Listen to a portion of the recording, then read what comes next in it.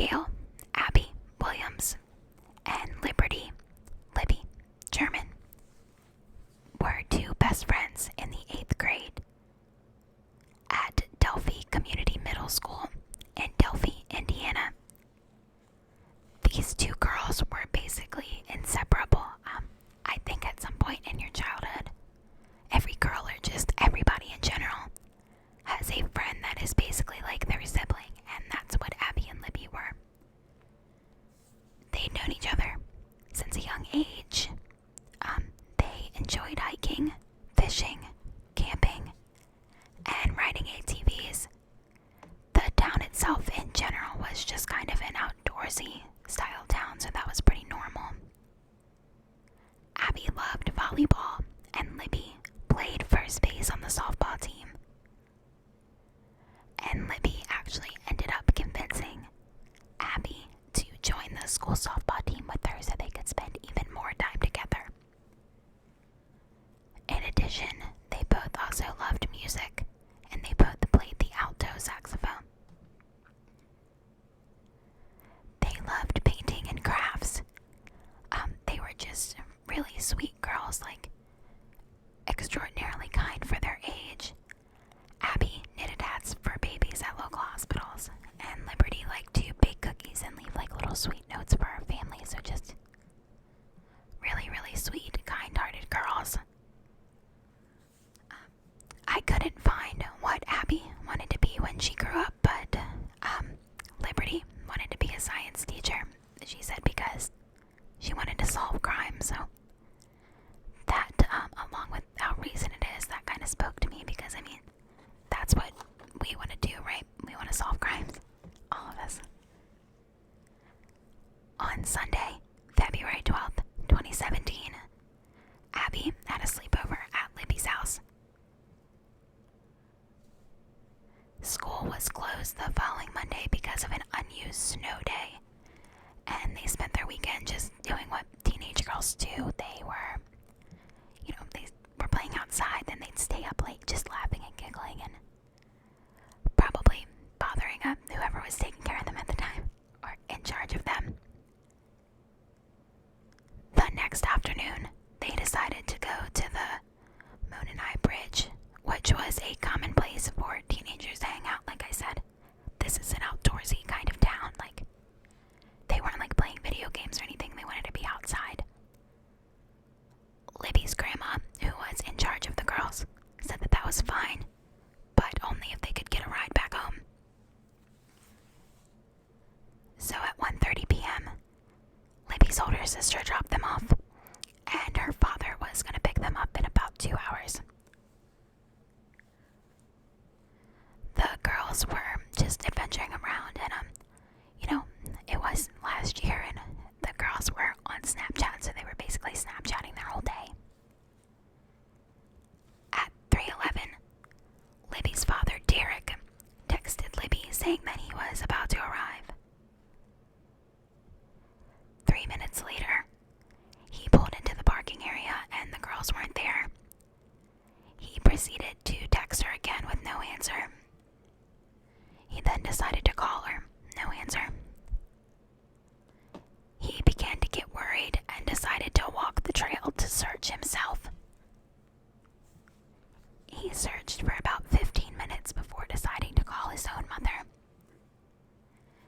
She also tried to contact Libby, and there was no luck. She then called her husband, so Libby's grandpa, who left work to help Derek search for the girls. The two spent an hour looking before the sun started to go down, and they called the police to report the girls missing. Now, I know that a lot of people would probably say that that's suspect that they look for so long without police. But,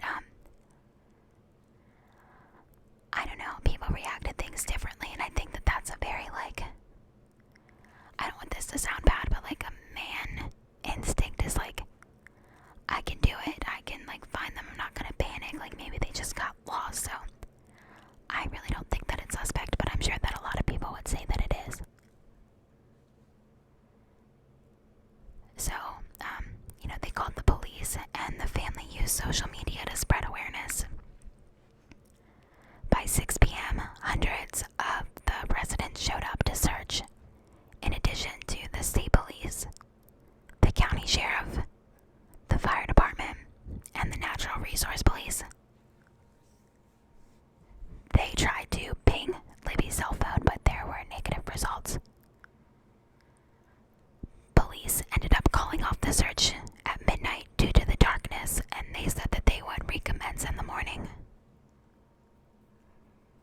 During this time, the Carroll County Sheriff, Toby Lesenby, made a statement that there was no reason to suspect foul play. At sunrise the next day, the search resumed. The local police enlisted the FBI and dive teams in addition to the volunteers and, their police that were looking. Unfortunately, a little before noon, a volunteer found the bodies of the two girls near Deer Creek, about a half a mile away from the bridge that they were supposed to be on. Their bodies were transported to the coroner for an autopsy. At this time, the Indiana State Police Sergeant and the police chief stated that based on the way the bodies were found, foul play is suspected. Now, they didn't mention the identity of the victims, but this was a small community. I think it was a population of about 3,000 people. So they already knew. The school superintendent actually canceled all school-related activities for the rest of the week. On Wednesday, February 15th, state police and the county sheriff held a press conference. They confirmed that Abby and Libby were the victims and advised that a homicide investigation was underway. Now, this is why it is called the Snapchat murders, because they actually had a Snapchat picture of who was potentially their murderer. Police released a photograph of an unidentified male walking across the bridge the same time as the girls. At this time, he was not considered a suspect, but police did ask him to come forward for an interview. Now just, again, small community, they did all come together to help support the cost of funeral arrangements.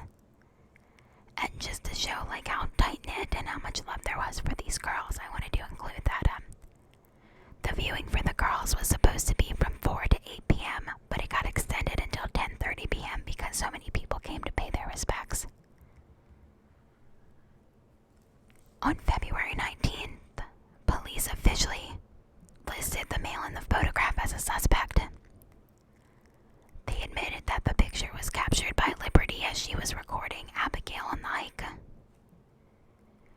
3 days later, police unveiled a snippet of the male saying, "Down the hill," that was recorded on Libby's phone, hoping that someone would recognize the voice and come forward.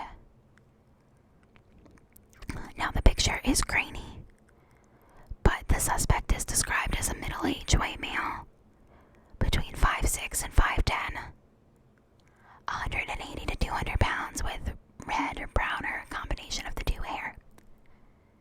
He was wearing a blue windbreaker, blue jeans, brown shoes, and a brown undergarment that appears to be either a t-shirt or a fanny pack.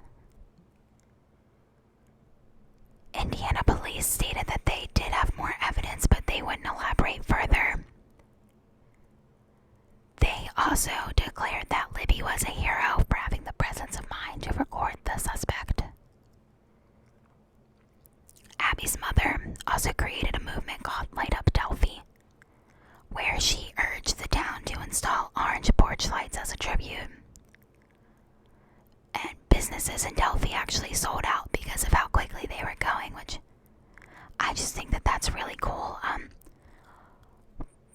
don't really live in a small town, but anytime that an officer gets killed in the line of duty, I feel like everybody immediately has blue porch lights up. So I just always think it's cool when a community can come together when someone's hurting.